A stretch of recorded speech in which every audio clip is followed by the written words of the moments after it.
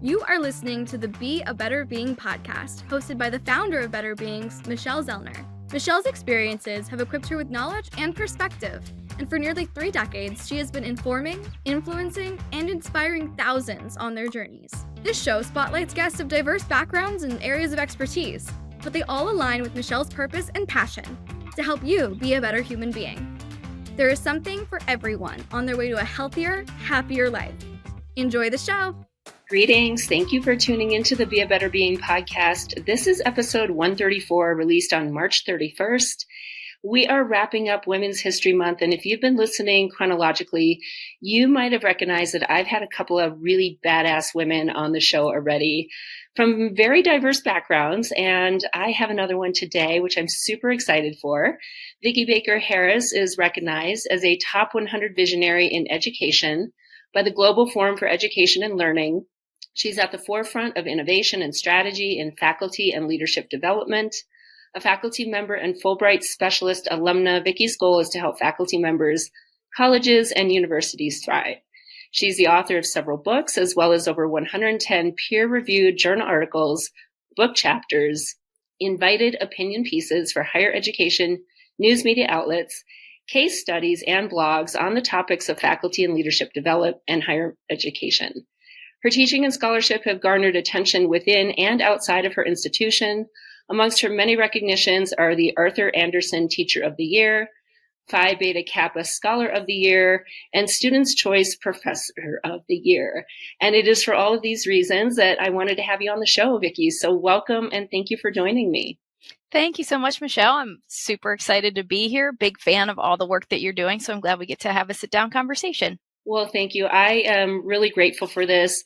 Just so the listeners know, I know you because you and my sister are colleagues at Albion College and have gotten to know a little bit about you over just, probably, tangent, conversations and things like that. And I know you do so much amazing work, not just to help, institutions and organizations, but at the ground level to actually help the human beings who are at those institutions and organizations.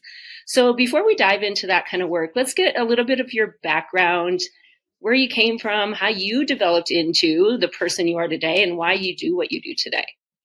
Sure. So, it kind of came to be that I guess it's in the DNA, even though I tried for it maybe not to be. So my undergrad's in engineering, MBA, and then PhD in higher education, spent some time working at Harvard Business School in there in executive education.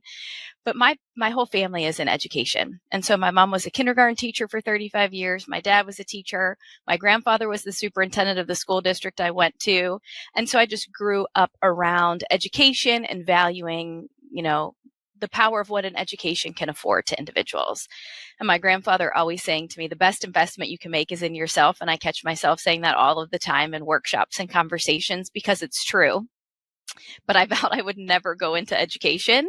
That's why my undergrad degree is in engineering. I worked in a steel mill in Ashland, Kentucky out of undergrad because I just swore I wasn't going to go into education. Then I went to get my MBA. And that's when I was working at Harvard and I decided to get my PhD. And while I was doing that, I fell in love with teaching undergrad specifically. But I was always interested in mentorship and understanding the role of relationships and helping people basically become who they were meant to be, right? How do we cultivate relationships and how do we kind of leverage those relationships to improve ourselves and to improve others? And so that's been a theme that has really followed me throughout my career. 22, 23 plus years in the academy, 18 at Albion College, working closely with your sister who has a passion about supporting women scientists, right, in STEM. And so that's how she and I have been able to get to work closely together. But just this underlying focus on how do we help people, right? How do we help make their situations better? How do we contribute to the environments and communities with which we have and seek membership? And how do we look out for each other, right? I'm just really focused on the role of relationships and how they help us to better ourselves and to better other people. You and I just clearly speak the same language, but in maybe different books, because I believe that the best investment is you can make in yourself too, from maybe the standpoint of taking care of yourself. I think yours is probably more focused on same thing, right? Taking care of yourself, understanding yourself, knowing yourself, learning about yourself, investing in growing and becoming to that full potential. What are, over the course of the career you've had, what are some of the common things that you see as the obstacles or just the reasons why people have a hard time maybe seeing their potential or reaching that potential? I think there's internal and external factors that are at play, right? And so sometimes it's hard to see in the moment when maybe you're not engaged in self-care to the level that you need to be. And I definitely notice with women in particular, right? There's the invisible labor, there's the emotional labor that comes with work and personal considerations. And so I just think it's hard to really carve out the time. I also think societal norms. I definitely see generational differences, particularly my students are much more focused on, I'm not willing to sacrifice my health for some organization who will replace me tomorrow. And so I think they have a much better perspective on what they are or aren't willing to do or the boundaries that they set. I think the generation ahead of ours really did not do that well at all. And I think we're kind of in that space of we still are challenged with it. And we also have an appreciation for it is vitally important. If you do not take care of yourself, you cannot be of value to others. It is really that simple. But unfortunately, we just still need, at least the women I work with in workshops, it's almost like I need to give them permission. It is okay to invest in yourself right now. It is okay to close the email, to use this time to really focus on yourself and think about what do you want, right? And I just feel like sometimes that seems like too much of a luxury to just really sit back and ask, what do I really want? And what do I need to be the best version of myself? And so, I just think there's societal expectations, there's generational influences, there's internal feelings about the value or not of that, or carving out the space. And then there's just those external messages that maybe don't communicate things to us in the way that we want to. But like I said, I definitely appreciate my students are like, I'm not doing that. I'm not going to take a job where I'm expected to work 90 hours a week just to barely get by. That's just not healthy. I love everything you just said because it literally reiterates and wraps in what my previous two March guests have said, right? The question Tarverly asks is there something more? Right? Is there something more than this? Ask that question. And Renee, speaking about burnout, like to exactly your point, she was a pharmacist of 26 years. And the end of a couple of years, she was like, I can't do this. Like working the 90 hours a week to chase the dollar, to do all the things because of the expectation, because of the pressure, because I can do it all and I have to prove that I can do it all. And it comes at great expense, at the expense of her physical well-being, her mental and emotional well-being, which obviously are going to impact her relationships, her family, her joy of life, her ability to even serve the people that she wants to serve in a really high quality way. Let's talk a little bit, because I'm sure you encounter this, the challenges in a diverse culture, diverse generations within the culture. So as you're talking about how these societal norms have really changed, does that cause conflict when you're working with an organization? We're talking about wanting organizations to thrive, right? Even think about your family as the organization. Obviously, there are different generations and they have different philosophies on how we should live life. So you spoke a little bit about what that looks like. Maybe go a little deeper on the differences, and then how can we go about getting people to value generational diversity and appreciate it, maybe learn from it from both sides, to actually create that culture that everybody can thrive in. Absolutely. And right now, as you're looking in organizations, it's a topic we cover. I teach human resources. And so it's a topic that we're focused on right now because there's organizations that have 3 generations represented in them, right? And try being the HR professional who's trying to cultivate wellness programs that appeal to all 3 of those generations, or employee incentive programs that appeal to all 3 of those generations. Even thinking about myself at Albion College, and I tell this story in workshops, and I feel kind of a dissonance between these two things, right? So I'm certainly in the generation of, you kind of eat it, right? You will keep doing the work and you kind of eat it, even though you know it's not in the best interests. And so let's say, Fridays is a day that I have blocked off on my calendar for things like this, for scholarship, just to give me the kind of catch up from the week. But there's sometimes, right, I'll get an email, hey, we're trying to schedule this meeting and everybody can meet on a Friday. Can you make it happen? And before I would be so quick to go, okay, sure, right? And especially if the president or the provost involved, I will always say yes to that. But I have now since set the calendar up to be a decline. That if someone tries to put something on that calendar, it automatically declines because I'm trying to send the message that this is my day and I'm trying to protect it. I've been in other situations with our early career colleagues who are in the generation coming up, and they're much better at setting the boundaries. You know, even if there's 8 people getting ready to try to schedule this meeting and 7 out of the 8 can attend and that one can't, they're pretty set of saying, nope, that's my wellness time. Maybe that's where I have my regular counseling meetings. Maybe that's where I go out for my regular walks. And there's a part of me that so respects that. I'm like, gosh, good for you. I need to take a lesson for that. And the other half of me is like, just schedule the meeting so we can get it done. Right. And so I'm sure there's, other generations having that tension. It's just a difference in how we were raised and what the expectations were, right? The messages that were communicated about the value or lack thereof in investing in yourself and in wellness. This, generation that's hitting the job market right now, they've grown up with that language. They've seen messages on TV, messages in movies and TV shows. They're hearing that language used more regularly, right? Women's health, wellness, burnout, terms that we just never even discussed. And if you did talk about it before, that was a you problem, not an organizational problem. We have far, far, far to go, but there is a tension there. It's a real tension and it requires some thoughtfulness to figure out how do you navigate it. I love that example that you gave because it speaks to boundaries, right? And yet I think flexibility is also really critical. Like you said, yes, you're going to protect your Friday, but if there is a meeting that is being really required by a certain person for a certain reason, you're going to be flexible with that. To the point of maybe, your younger year colleagues, I think flexibility is probably also good. If 7 of the 8 can make it, maybe I can be flexible this time and I'm going to do it for the team, right? Because it does take a little bit of flexibility. It does take some sacrifice. And it's understanding how much is okay versus, okay, now we've crossed that line. And I can understand what you're saying because I see it too, where the generation, they don't want to give an inch and they're not going to give an inch. I don't know that that really helps anybody thrive. So what is the message maybe to, people in our generations and older that are like, this is the way we must always do it. Push, push, push, do. And the message to the other side who's like, no, never. I'm always going to just do me and protect me. It really comes down to compromise and kind of understanding the values that are driving that, right? And I think finding the common value of maybe in our organizations, the common value is respect. And what does respect look like to you in action? And what does respect look like to me in action?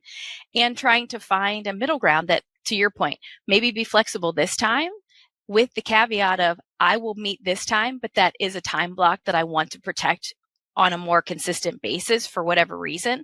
But for this time, I am willing so we can get the conversation, so we can get the work started.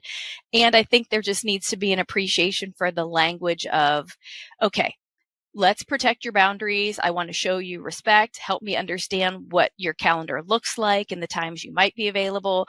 Would you be willing in this instance to give that up for this purpose, knowing that we won't make that ask of you consistently so that we can show you the respect in return? It requires open dialogue and transparency. And I think that's really what it comes down to. Yeah, communication is always key in everything. And I think communication is one skill that most people don't have. And many maybe don't even try to develop it, perhaps because they don't really know that it would benefit them, or maybe they think they're great communicators. I would imagine that's a lot of what you teach in your leadership development workshops. Absolutely. We just first knowing yourself. And again, what are your personal values? what matters to you and why. Where do you see yourself now? Where do you want to see yourself in the future? And figuring out a way to appropriately communicate that to the people who matter most to you, right? My grandfather was always big about, you're going to get a lot of advice, especially as a woman in male dominated fields, right? I was engineering undergrad. There were 3 of us. In my MBA, there were 3 women.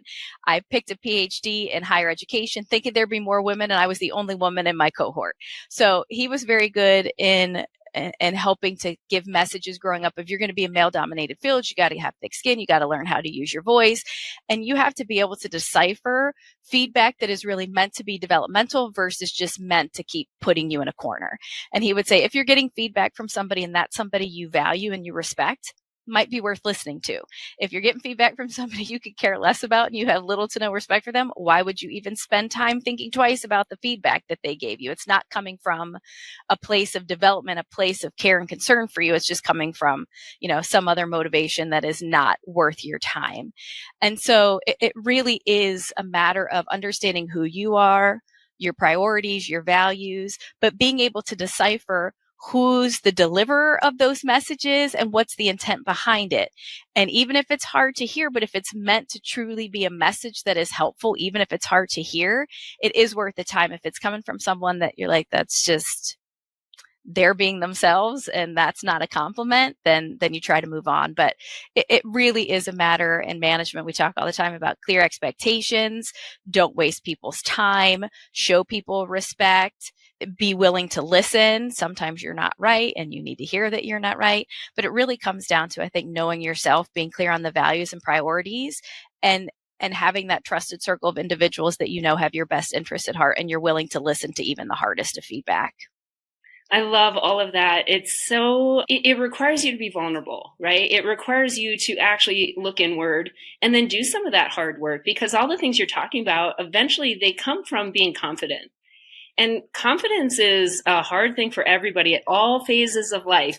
Even, people like you and my sister who have done amazing and, blazed trails in male dominated fields. I know the whole thing about imposter syndrome and the constant questioning. And this can happen to anybody at any age, in any phase of life, in any sector of career.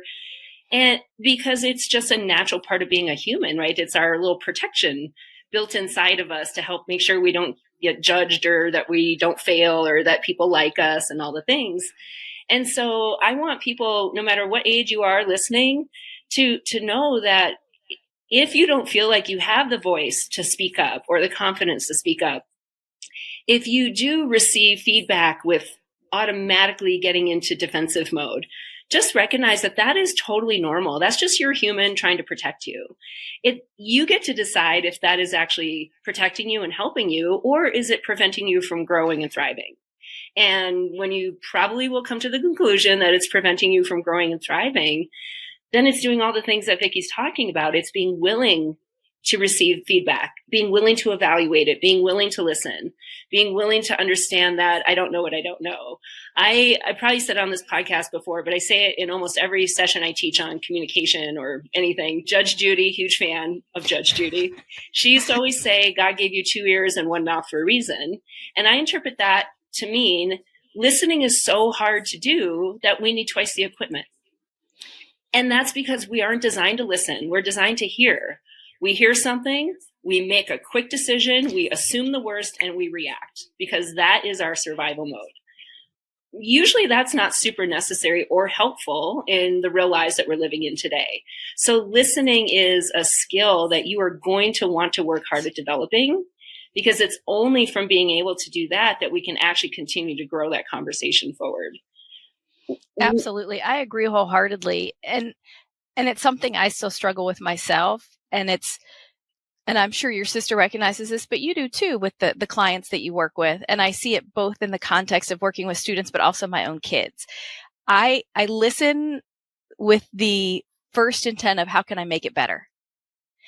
And sometimes you just want to talk. You don't want or need anybody to make it better. And so I have to catch myself to not fall into that pattern. But it's as soon as someone tells me something, okay, here's what we need to do. Let's get you this. I'll, move over here. And again, it's coming from a good place, and it's my own. I have to recognize that that's where I'm at, and I just need to sit back and go, okay. And then maybe be explicit of, do you just want to talk right now, or are you looking for me to help you guide you? But I have found I have to be explicit because my reaction is to just, I'm listening to react and to do. And sometimes, like you said, I need to hear, and maybe just sitting and hearing is exactly what that person needs. I have learned that lesson along the way as well. And I am going to say I probably learned it in the biggest way from my sister, actually, because I would often assume that somebody's coming to me because they want my help, because that is the role that I've taken on professionally, but also, my friends come to me for that. I just automatically assume that you want me to help solve your problem. And what I found myself doing, not just with my sister, but even when I was coaching clients and talking to friends, is they would be telling me something and I would already know the rest of the story. I would already know what they should do. I would already know how this could work out. And I would just want to tell them. And yeah, I realized at some point through not super fun experiences that actually isn't what people are always wanting. And so I did learn, when somebody's coming to me, I learned to ask, what do you need from me?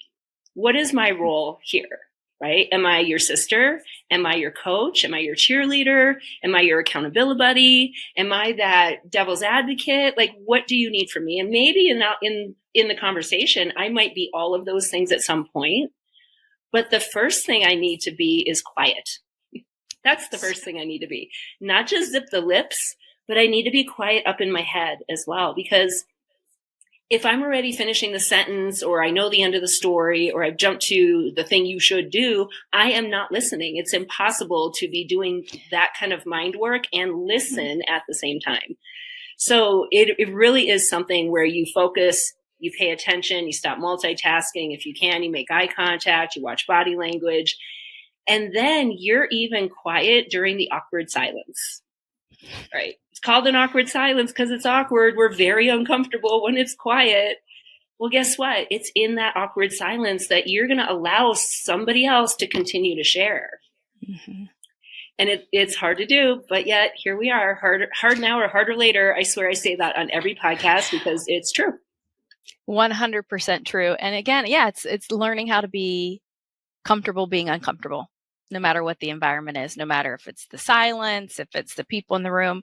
But yeah, just trying to figure out how to navigate those spaces is so important. And again, I think it's particularly challenging for women because it's ingrained in us. We're the nurturer, we're the fixer, right?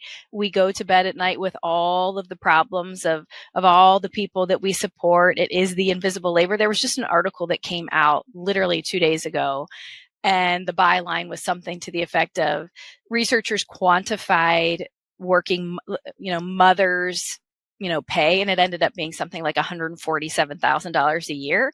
And that, that's a significant amount of responsibility if you're going to quantify it, and then couple that if you are a working mother trying to manage, it's just a lot. So it's really hard to quiet the mind anyway. And I think we're just expected to be the nurturer. We're expected to try to be the problem fixer. And that's a heavy expectation to carry regularly.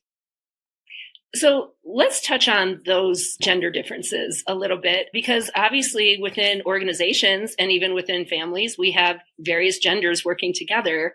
And when maybe there are these norms where more often, the male gender is this and the female is this, how do we get everybody to work together and appreciate the value of each other so that we actually can be a cohesive unit?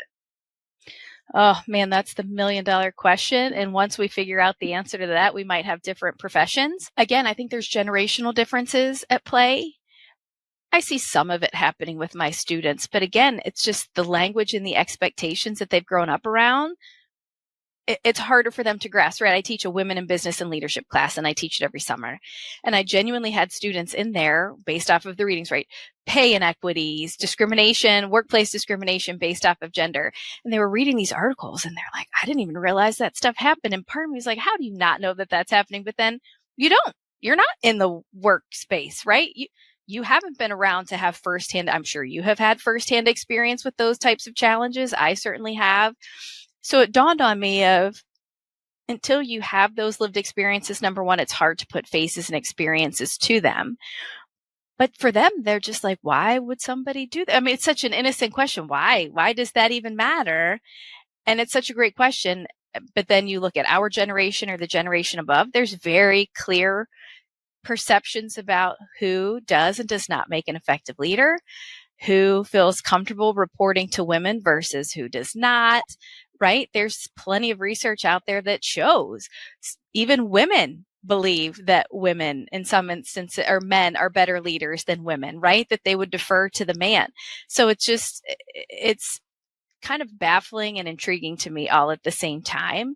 But I do think my sincere hope is generationally, we're going to see us continue to chip away at that, because it's just, again, it's the innocent question of why does that even matter? And I'm like, that is a great question. And I wish I had the answer to it. And, it's just unfortunate around perceptions and preferences and what society expects of leaders and what they don't. Well, and I think it's important to always remind ourselves that change takes time, and really big changes take a really long time.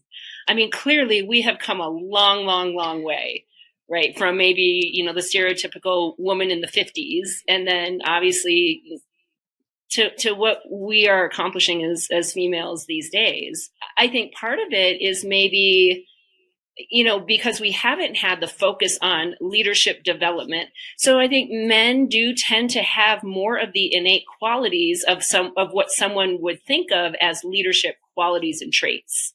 And women have them too. They just maybe haven't been developed or acknowledged or recognized, or for whatever reason, that particular woman doesn't believe she has them. So let's talk about what some of those foundational traits of a leader look like, and how somebody can really tap into what they have as strengths, identifying things that maybe, if I develop this quality or this trait, maybe it will help me become a more prominent leader. Absolutely. Something that I see that I think is important broadly, knowing when to lead and knowing when to be led, right? So I think that's fundamental, and that's not gender-based. It's knowing, this is my turn to step in, and this is my turn. I got to learn how to sit back and listen, right? I think where we run into problems is when we try to be somebody who we are not, right? And figuring out what our leadership assets are, and those are going to look different. And then once we identify those assets, really leaning into them and developing them, right? My approach to leadership in the way I manage and lead and engage, right, with people may fit very well in a certain context and an environment, and it might not fit at all over here, right? So there are some fundamental leadership abilities and characteristics that people have that will transcend, but some lend themselves more readily to different environments, so that even if you are a good leader, you might not be a good leader in this context. Context matters, right? I think with leadership, it's really about the individual, it's about the context, and it's also the followers. You can't dub yourself a leader. I always use the example. It can't be he's my boyfriend, he just doesn't know it, right? So it can't be a situation of I declare myself a leader, but if no one perceives you to be a leader or wants to follow you, I hate to break it to you, you're not a leader, at least not in that context. So I think it's really being clear about what our leadership assets are and investing in those and developing those and appreciating that there is a context, there is an organization in which those assets will really be valued and will be elevated. And through that, you're going to elevate others in the process. That's such a great tip. And I think recognizing that it might take time to find what that perfect match is. Mm-hmm. And I think whenever we don't just, experience success right off the bat, we then turn it like, I either failed or they failed me, right? There's a failure versus, no, we just learned something. And what we learned is this is not a good match. Let me now reflect. Are there things that I can still brush up on and maybe develop, and perhaps it would be a better match? Or do my skill sets actually translate much better in this other area? And I would imagine, that's something maybe the work that you do is to help people find that kind of match, right? I like in my head, I'm thinking like, Match.com back in the day, that version of online dating that I remember. I'm thinking of that, right? Matching my leadership skill sets with the type of context that actually would appreciate them in that career field or, even that particular type of organization. Absolutely. It's a similar message I give to my son, right? So he plays multiple sports. My daughter also plays volleyball, but he plays multiple sports. So he plays basketball, he plays baseball, he plays soccer, and he golfs. And in each of those sports, he takes on a different role. And, he's got a buddy that's super fast. And we all know that this buddy is insanely fast. And my son will go, I'm just not as fast as him. I go, you don't need to be. That's his role. You need to figure out what your role is on the team. And once you know what that role is, you try to be the best you possibly can at that role. You don't have to be like other people. You don't have to be as fast as Matthias. We already have that on the team. Same thing in organizations. I don't need you to be X. I need you to be authentically you. And what is authentically you and what you bring to the table, that's what this organization and this team needs. So let's help you figure out what that thing is or those things are.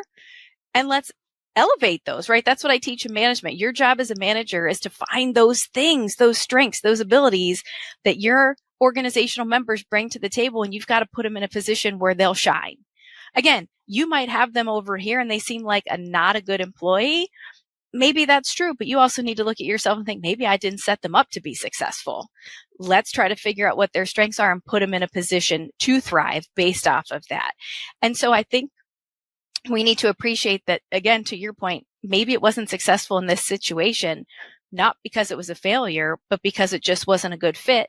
And I need to be mature enough and I need to really be authentic about myself to say, yeah, probably wasn't a good fit. Or now that I know myself better, I'm going to be much more intentional about looking for the place that is the better fit. And guess what? We all evolve and grow over time. What maybe was a good fit 5 years ago isn't a fit anymore. And we've got to be okay and willing to look at ourselves and ask those questions and think thoughtfully and intentionally about, well, how do we invest in ourselves or invest in folks in a way that helps them to continue to evolve as they grow and they mature and they find their footing and they're much clearer on those leadership assets and their authenticity.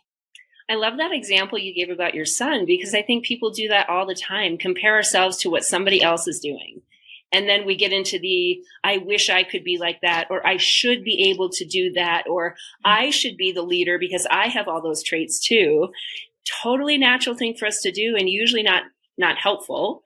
So when you encounter somebody with that kind of dialogue, how do you help them kind of reframe it or just push through it all together?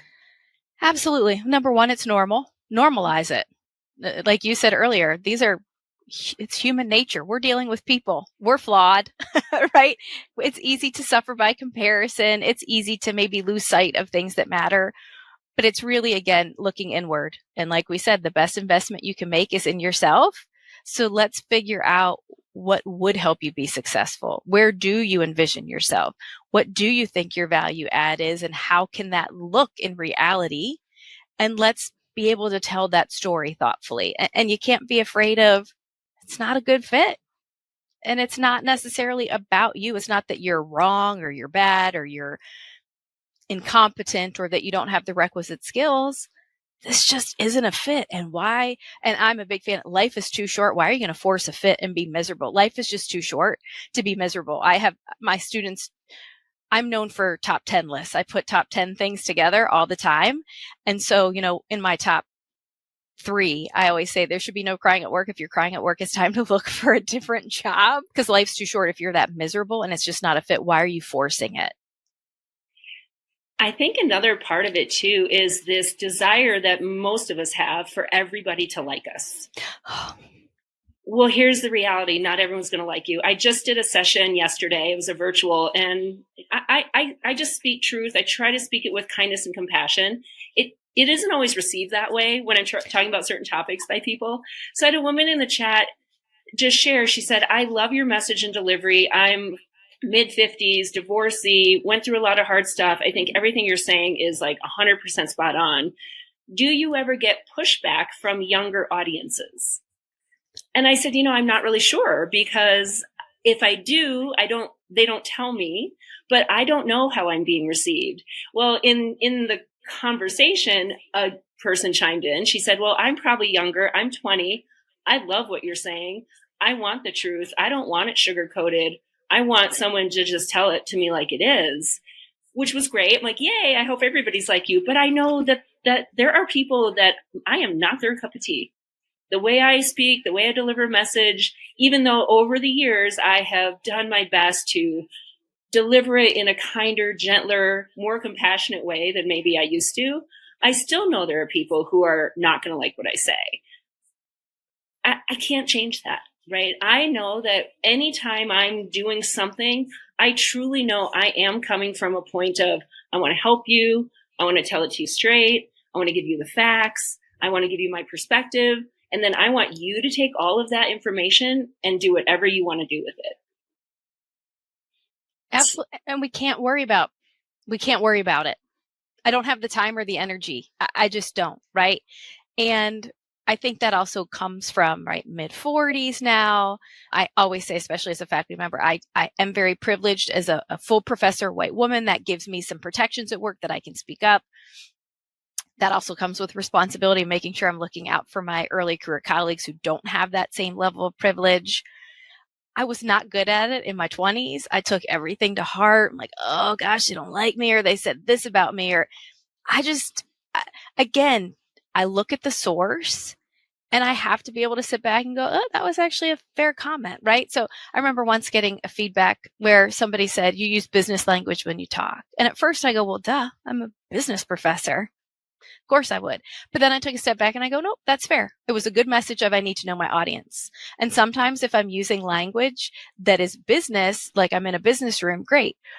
But if I'm in a room of faculty or leaders in an organization who don't have a business background, I'm losing them. And then they're not getting the message. And so at first I was going to dismiss it of course I use business language because I'm a business faculty member. And I'm like, no, that's actually fair. And that's true. And that wasn't meant to be mean. It was you gotta know your audience and maybe use different language that maybe means the same thing. Or if you're going to use those terms, then define them and explain it and give examples so that people understand what you're saying. And I think that comes with just maturity and life experiences and appreciating. I'm not going to waste my time on you, but I can assure you I was not like that probably at all in my early 20s. And it started shifting in the 30s. And once I hit 40, I'm like, I don't have time for this. So I am who I am. I know what I bring to the table. I know where my weaknesses are. And if someone's going to give me thoughtful feedback that is valid, I will listen to it and appreciate where it's coming from and think thoughtfully about what actions I need to do. And I love that growth. I also know that many people in their 40s, 50s, and 60s and beyond still worry about what other people think and spend a lot of time worrying about that. And that, of course, is going to have a tremendous negative impact on your mental well-being, your physical well-being, all of it. So, I mean, other than just like, don't worry about it, what are maybe 3 top tips you can give somebody who is in that? What if this, what if that? They got to like me. What did I say? Got to rehash every single thing and worry all about it. What are some ways to start getting out of that kind of mindset? Number one, something that I already said is, what's the source, right? Is it coming from a place of malice, which I have gotten that kind of feedback, right? But is it coming from a trusted source that you respect? So you need to take it into consideration. Is the feedback actionable? I'm a big fan of teaching my students, give me action. You telling me that sucked? Can't do anything with it. Vicki, that sucked because of A, B, and C, and I prefer it when you did these things. Great, that's actionable. So the feedback you got, is it actionable? Is there actually something that you can do, even if it's as simple as reflect on the feedback? And can I make a change, right? But if someone's just being nasty to be nasty and saying things about appearance, right? I have female colleagues, and it happens a lot where students will, in the course evaluations, comment about somebody's shoes or that has nothing to do with the nature of the course. And it happens way more to women than it does to men. But is that really anything about the substance of who you are as a teacher? No, who cares? It's shoes. But again, is the feedback actionable? And if it is, what are the associated actions, including looking internally, some reflection? And then third, I think it never hurts to kind of do a gut check with somebody else that you trust. Hey, so-and-so gave me this feedback. I was a little hurt from it in the beginning, but now that I think about it, or do you see me doing those things too? Please be honest with me.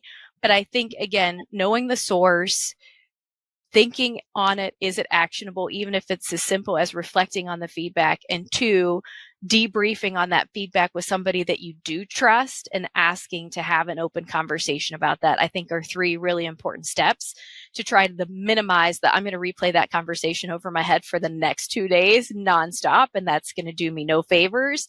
And I can't change the fact that that conversation happened already. So it's just an exercise in futility. It's hard. Again, I definitely spent way more emotional energy on those things years ago.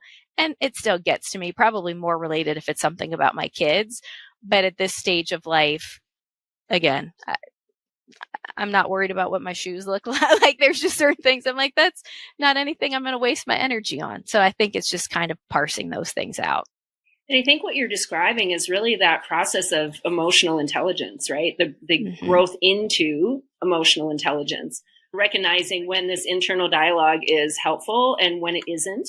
And when it's not, then let's do something about it. Let's learn about it. Let's figure out how we can, move past it so that our internal dialogue is actually there to serve us instead of causing additional conflict and stress and maybe some not so great consequences in the long run. Before we wrap up, let's talk about the role of self-care in being a good leader. You got to model the behavior. And if you say self-care matters, then you've got to follow through with it. So in my email signature, right? So I have kids, 2 kids at home, an 11-year-old and a 10-year-old. And I wake up really early in the mornings. I joke that my kids ruin my sleep. So I might be up at 4:30 in the morning, and while everyone's still sleeping, I'm pretty productive for a couple hours in the morning. But not everybody is up at that time, nor do I expect them to be up at that time or to be responsive to things. And so there's something I have in the signature, my email, that says something to the effect of, you are receiving this message. These are during my working hours. They don't necessarily have to be your working hours. So I don't expect you to read, action, or do anything about this email outside of your working hours. As a department chair, that's important because I don't want my pre-tenure colleagues to feel, oh, the department chair sent an email, I got to respond. No, it's a Saturday at 4:30 a.m. I genuinely hope you are sleeping. I'm just taking advantage of quiet time in my house before we're getting ready to leave to go to some athletic tournament, which is every weekend for me. So I think it is important to help the organization or the department set appropriate boundaries to let people know that it's okay for us to all have different work styles, and you may get something from me on a weekend or in the evening, but that's because I have a break in the action and can do it. I don't expect you to. You tell me what your working hours are, and I know that you will take care of whatever you need to at that time. So it really does come down to modeling behavior and then building in the infrastructures that enable that to be something that's important. So for me, it was putting that message clearly in the signature line of my email at the beginning of each semester, just reminding my colleagues, hey, if you get this message from me, you don't have to respond to it until you're ready and able to respond to it when you're working. We've had some crazy snow days here at campus, and I know I have some colleagues who drive far. I drive an hour. Nicole, we ride in together, and I have a couple colleagues who also, when the weather was terrible, I told them, look, you can switch to online teaching today. It's not worth you getting in an accident or having stress. No one wants to drive white knuckled for an hour and a half to get to work. That's not going to bode well for anybody's day. The students will not have a good experience in the classroom. You're going to be stressed and have anxiety. I sent the message. I go, we're all fine. We all can adapt to being online for a class session or 2. Your safety is most important. And so I think it's modeling the behavior, communicating it consistently and equitably, and letting them know what your boundaries are as well. I think those are all important behaviors and actions. Those are excellent, excellent tips. And I'm just going to toss in a few others. You want to be a good leader, you have to be a healthy, happy, high-functioning human. And the only way you can be a healthy, happy, high-functioning human is to take care of your human with nutrition and water and movement and sleep and things for joy and pleasure, and minimize your fight or flight experiences. So my audience knows that because I teach and preach that every single time. And yet it always comes down to the foundational 5, right? The foundational elements that are required for a human being to function optimally. And if you're not your best, then you're not going to be the best leader. And then everybody's going to get that less than version of you. And this goes right back to Renee's, content about avoiding burnout, making sure that you are doing those steps for self-care, not recognizing that you're losing joy and passion and you're dreading getting up to go to work on Monday. Those are pretty big signs that we're out of alignment. Well, how is that going to translate into anything beneficial for anybody that you interact with? This has been great, Vicki. Anything before we officially wrap up that you want the listeners to know?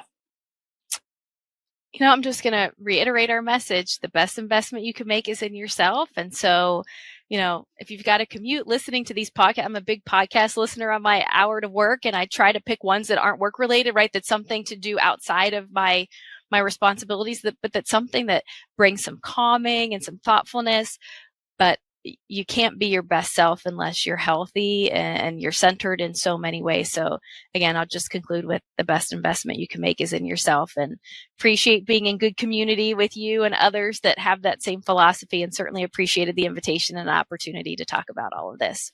Well, this has been great, and I appreciate reciprocal all of that too. And I know there's so many nuggets in here that most people have heard in some version before. I am willing to bet they heard it in a very different way today, and I know it's going to sink in.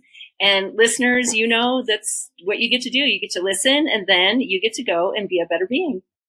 Thank you for listening to the Be a Better Being podcast. We hope that what you heard today inspires you to embrace this journey of life with an open mind, a kind heart, and a willingness to learn and evolve.